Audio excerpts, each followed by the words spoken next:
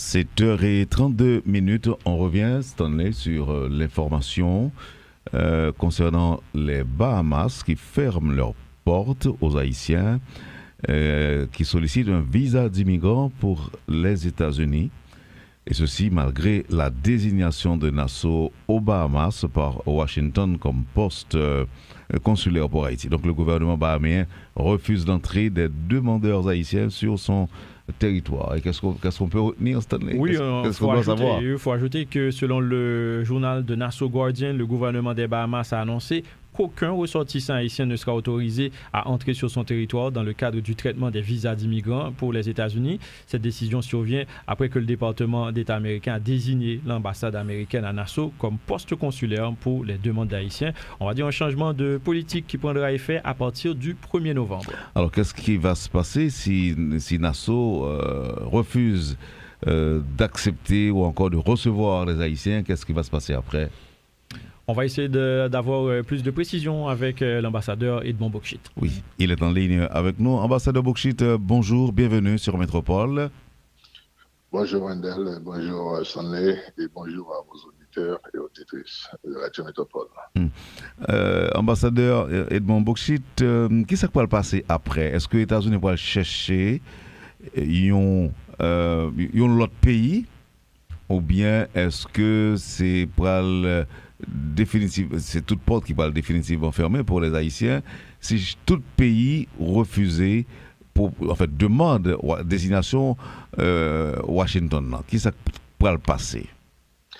Bon, à mon humble avis, moi, je pense que le gouvernement américain et le gouvernement bahaméen, ils vont trouver quand même une entente parce que et je suis certain à ce niveau-là, le gouvernement haïtien aussi peut, de manière indirecte, ouvrir aussi une porte de consultation auprès du gouvernement bahaméen pour savoir exactement si toutefois il y a eu une décision, je dirais, concertée entre les États-Unis et les Bahamas. Et je suppose que les États-Unis, probablement, ils ont eu des contacts avec les Bahaméens, avec le gouvernement bahaméen avant d'annoncer une telle décision.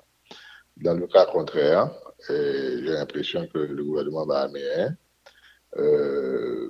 sans qu'il n'a été pas consulté en ce sens, et par contre, il ne souhaite pas autoriser les Haïtiens qui vont avoir des rendez-vous avec l'immigration américaine pour des questions de traitement de visa immigrants, c'est-à-dire pour les gens candidats à la carte verte américaine. Mais je suppose que normalement le territoire, l'espace américain qui est à Nassau, c'est-à-dire son consulat, son ambassade, généralement, ça se fait dans plusieurs pays. Il y a des gens qui ont des dossiers qui ne souhaitent pas que les dossiers soient traités là où ils sont, pour des raisons diverses. Et l'immigration, l'USCIS, leur donne la possibilité de transférer ces dossiers, de faire une demande de transfert de ces dossiers dans un pays tiers. Donc, il y a précédent, vous voulez dire? Certainement, il y a précédent. Il y a beaucoup d'autres pays où il y a des immigrants haïtiens qui ont transféré leurs dossiers dans d'autres pays et à partir des raisons, ou du moins des arguments avancés. Mais là, moi-même, je me demande, je suis certain qu'il y aura une négociation, ou du moins une entente. Et parce que on se demanderait pourquoi les Bahaméens, ce que j'ai pu lire, il semble que les Bahaméens considèrent, du moins ils se sont référés à la décision du gouvernement américain de déclarer des organisations en Haïti comme des organisations terroristes. Par contre, les Américains ne veulent pas, ou du moins ont décidé de suspendre l'entrée, ou du moins l'émission des visas B1, B2, des visas touristes à des citoyens haïtiens. Par contre, pour les Bahamas, ils pensent que ce serait aussi pour eux une menace de leur sécurité nationale. Et mais ce qui me paraît un petit peu bizarre, c'est que le gouvernement bahaméen n'a pas fermé les portes pour tous les Haïtiens. Euh, et ils ont dit qu'ils ne vont pas autoriser des gens qui vont venir pour ces rendez-vous d'interview à l'ambassade américaine ou du moins au consulat américain à Nassau. Ils ne vont pas donner l'autorisation à ces gens. C'est-à-dire que c'est une catégorie bien spécifique. Et dans ce cas de figure que vous évoquez là, et ambassadeur Wokshit, quelle devrait être l'attitude ou bien les actions du gouvernement haïtien pour protéger, on va dire, les intérêts des Haïtiens qui souhaiteraient entrer aux États-Unis par cette voie? Est-ce pourquoi que je vous dis que ça aurait été mieux pour le gouvernement haïtien d'avoir une certaine consultation avec le gouvernement bahaméen, parce que n'oubliez pas, Haïti fait partie de la CARICOM et les Bahamas aussi. Et l'intérêt, ou du moins l'intérêt qu'il y a eu dans le temps, quand on avait ratifié le traité de Chaguamas, et qui stipule dans son article 24, qui parle de la libre circulation des personnes, des professionnels, etc., et des citoyens de la CARICOM dans la région, dans l'espace caribéen, dans l'espace CARICOM. Et maintenant, il y a certains gouvernements, et dans le cadre d'une politique étrangère, ou du moins d'une politique de sécurité nationale, certains gouvernements décident, ou du moins sont décidés, pour que les Haïtiens, et en ce qui a trait à l'article 24, la libre circulation des personnes, il y a une certaine exception. Et tous les Haïtiens ne sont pas qualifiés pour bénéficier de cet article 24. Mais je pense que dans ce sens, le gouvernement pourrait demander à notre ambassade à Nassau d'entamer une consultation pour voir comment et on pourrait avoir une certaine considération parce que c'est une catégorie très spécifique et c'est une catégorie qui je dirais, qui n'a pas beaucoup de gens, ou du moins qu'il y a peu de gens qui vont avoir je dirais cette interview, le rendez-vous pour avoir une interview avec le consulat américain pour une procédure de carte verte, c'est-à-dire pour immigrer aux États-Unis. C'est pourquoi je pense que non seulement le gouvernement haïtien pourrait avoir une consultation avec les Bahaméens pour savoir quelle est exactement la raison de cette décision, mais je pense, à mon humble avis, le gouvernement américain va aussi discuter avec les Bahaméens en vue de faciliter cette procédure pour les Haïtiens. Dans le cas contraire, je pense que probablement je comprends la décision du gouvernement américain de protéger ses ressortissants, de protéger ses diplomates. Port-au-Prince ne leur convient pas. Mais quand même, pourquoi pas explorer, je pense que le gouvernement américain pourrait explorer le canal du Cap-Haïtien, c'est-à-dire la ville du Cap-Haïtien, qui est ouvert, qui a un aéroport international qui fonctionne, qui a un aéroport domestique. Probablement, il pourrait considérer avoir un bureau au Cap-Haïtien. Là, ces interviews pourraient être faites. C'est quand même une suggestion. Mais je suis certain qu'ils trouveront au moins une solution avec le gouvernement bahaméen. Et j'encouragerai le gouvernement haïtien de consulter les Bahaméens en ce sens. Alors, mis à part Nassau, aux Bahamas, est-ce qu'il n'y a pas moyen pour les Haïtiens, les ressortissants haïtiens, de demander visa dans un autre poste consulaire ailleurs dans les Caraïbes? Bien sûr. Et je crois qu'il y a eu une décision du département d'État, ou du moins ce qui a été informé par l'ambassade américaine à Port-au-Prince, que les Haïtiens qui souhaiteraient faire une demande de renouvellement de visa dans un autre pays quelconque sont autorisés à le faire, dans la mesure où ces Haïtiens peuvent faire l'interview dans la langue de ce pays. C'est-à-dire, si vous souhaitez aller à Barbade, à Barbados, à Bridgetown, à Barbade, le citoyen haïtien doit pouvoir passer l'interview avec le consul américain ou bien l'officier consulaire américain dans la langue de la Barbade, c'est-à-dire en anglais.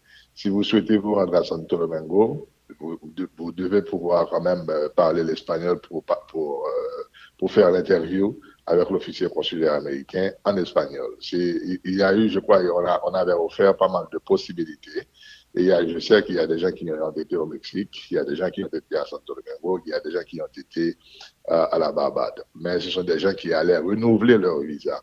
Et il y a eu pas mal de cas en ce sens dans les 2 dernières années. Et c'est pas quand même un précédent nouveau. Alors, merci, ambassadeur Boukchit, parce que vous répondez de mode non matin et puis passons bonne journée avec nous sur Métropole. Ça a été un plaisir et espérons qu'on pourra trouver une solution, une sortie à ces ressortissants haïtiens qui souhaitent quand même répondre à un rendez-vous de l'immigration américaine pour leur carte verte.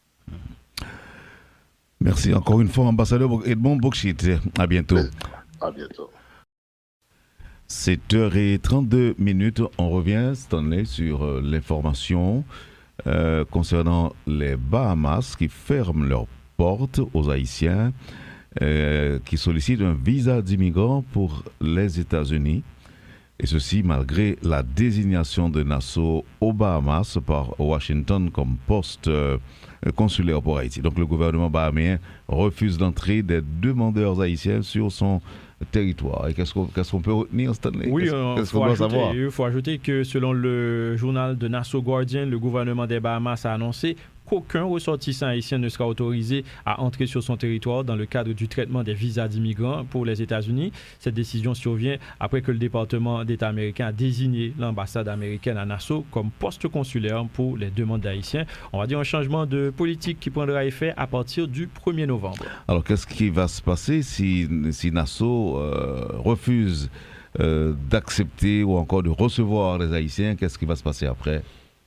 On va essayer d'avoir plus de précisions avec l'ambassadeur Edmond Boukchit. Oui, il est en ligne avec nous. Ambassadeur Boukchit, bonjour, bienvenue sur Métropole.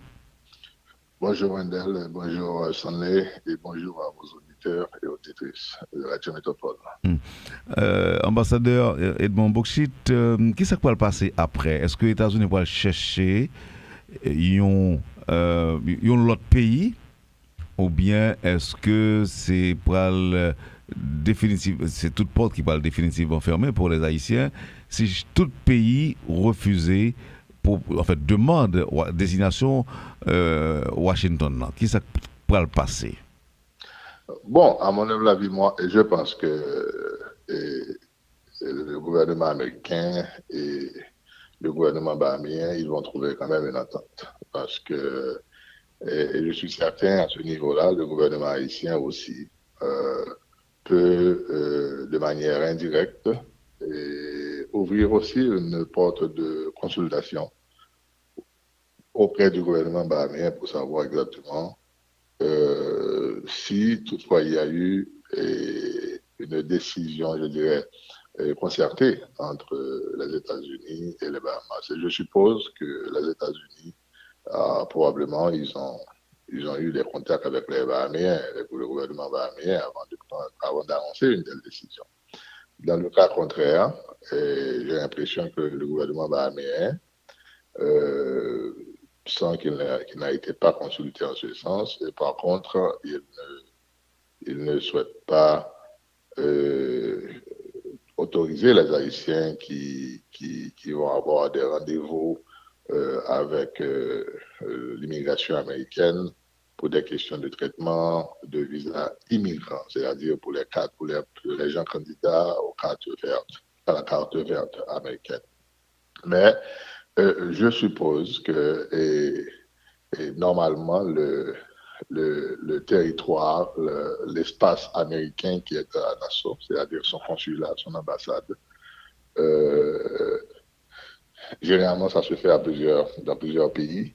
Il y a des gens qui ont des dossiers qui ne souhaitent pas que les dossiers soient traités là où ils sont, pour des raisons diverses. Et l'immigration, l'USCIS leur donne la possibilité de transférer ces dossiers, de faire une demande de transfert de ces dossiers dans un pays tiers. Donc il y a précédent, vous voulez dire? Certainement, il y a précédent.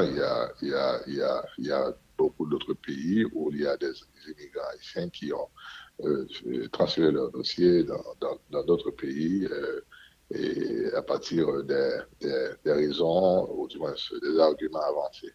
Mais là, moi-même, je me demande, je suis certain qu'il y aura une négociation, ou du moins une entente. Et parce que on se demanderait pourquoi les Bahaméens, ce que j'ai pu lire, il semble que les Bahaméens considèrent, du moins ils se sont référés à la décision du gouvernement américain de déclarer des organisations en Haïti comme des organisations terroristes.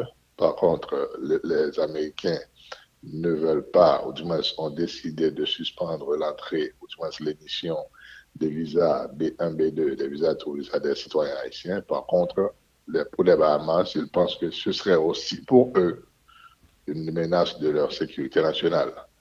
Mais ce qui me paraît un petit peu bizarre, c'est que le gouvernement bahaméen n'a pas fermé les portes pour tous les Haïtiens. Et ils ont dit qu'ils ne vont pas autoriser des gens qui vont venir pour ces rendez-vous d'interview à l'ambassade américaine ou du moins au consulat américain à Nassau. Ils ne vont pas donner l'autorisation à ces gens. C'est-à-dire c'est une catégorie bien spécifique. Et dans ce cas de figure que vous évoquez là, ambassadeur Boukchit, quelle devrait être l'attitude ou bien les actions du gouvernement haïtien pour protéger, on va dire, les intérêts des Haïtiens qui souhaiteraient entrer aux États-Unis par cette voie? Est-ce pourquoi que je vous dis que ça aurait été mieux pour le gouvernement haïtien d'avoir une certaine consultation avec le gouvernement bahaméen, parce que n'oubliez pas, Haïti fait partie de la CARICOM et les Bahamas aussi. Et l'intérêt, ou du moins l'intérêt qu'il y a eu dans le temps, quand on avait ratifié le traité de Chaguamas, et qui stipule dans son article 24, qui parle de la libre circulation des personnes, des professionnels, etc., et des citoyens de la CARICOM dans la région, dans l'espace caribéen, dans l'espace CARICOM. Et maintenant, il y a certains gouvernements, dans le cadre d'une politique étrangère, ou du moins d'une politique de sécurité nationale, certains gouvernements décident, ou du moins sont décidés, pour que les Haïtiens, en ce qui a trait à l'article 24, la libre circulation des personnes, il y a une certaine exception. Et tous les Haïtiens ne sont pas qualifiés pour bénéficier de cet article 24. Mais je pense que, dans ce sens, le gouvernement pourrait demander à notre ambassade à Nassau d'entamer une consultation pour voir comment on pourrait avoir une certaine considération, parce que c'est une catégorie très spécifique et c'est une catégorie qui je dirais, qui n'a pas beaucoup de gens, ou du moins qu'il y a peu de gens qui vont avoir je dirais cette interview, le rendez-vous pour avoir une interview avec le consulat américain pour une procédure de carte verte, c'est-à-dire pour immigrer aux États-Unis. C'est pourquoi je pense que non seulement le gouvernement haïtien pourrait avoir une consultation avec les Bahaméens pour savoir quelle est exactement la raison de cette décision, mais je pense, à mon humble avis, le gouvernement américain va aussi discuter avec les Bahaméens en vue de faciliter cette procédure pour les Haïtiens. Dans le cas contraire, je pense que probablement, je comprends la décision du gouvernement américain de protéger ses ressortissants, de protéger ses diplomates. Port-au-Prince ne leur convient pas. Mais quand même, pourquoi pas explorer, je pense que le gouvernement américain pourrait explorer le canal du Cap-Haïtien, c'est-à-dire la ville du Cap-Haïtien, qui est ouvert, qui a un aéroport international qui fonctionne, qui a un aéroport domestique. Probablement, il pourrait considérer avoir un bureau au Cap-Haïtien. Là, ces interviews pourraient être faites. C'est quand même une suggestion. Mais je suis certain qu'ils trouveront au moins une solution avec le gouvernement bahaméen. Et j'encouragerai le gouvernement haïtien de consulter les Bahaméens en ce sens. Alors, mis à part Nassau aux Bahamas, est-ce qu'il n'y a pas moyen pour les Haïtiens, les ressortissants haïtiens, de demander visa dans un autre poste consulaire ailleurs dans les Caraïbes? Bien sûr. Et je crois qu'il y a eu une décision du département d'État, ou du moins ce qui a été informé par l'ambassade américaine à Port-au-Prince, que les Haïtiens